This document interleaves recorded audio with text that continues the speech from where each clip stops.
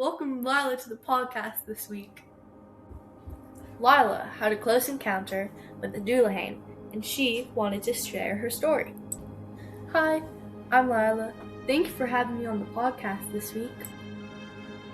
Okay, time for the first question.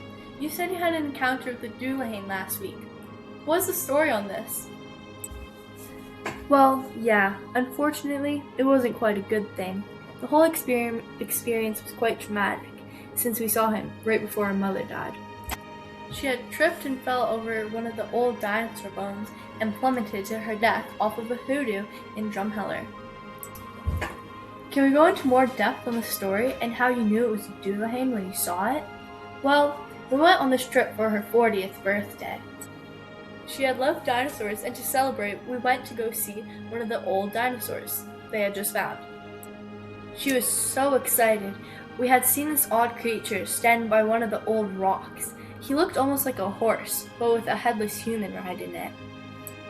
When I went to take a glance back, he was gone, and by the time I turned my head, my mom died.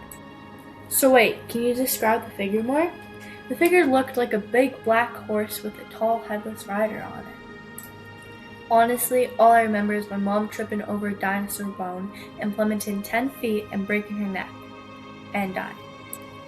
Well, I'm so sorry to hear that, but I really want to know, were there any other encounters with this figure you call the Doolahane? Yeah, sadly, I can't say I was overjoyed to see him again. When did you see him, though? We had waited a couple weeks to pull ourselves together to go see her grave. Then, I couldn't believe my eyes. He had been standing beside a tree, facing us. He was sort of creepy, but poor Mom to have him at her grave. He looked the same, but this time I got the chills, hoping I wasn't the next to go. Well, thank you for having me on your podcast. I'll see you next week for another podcast on alien abductions.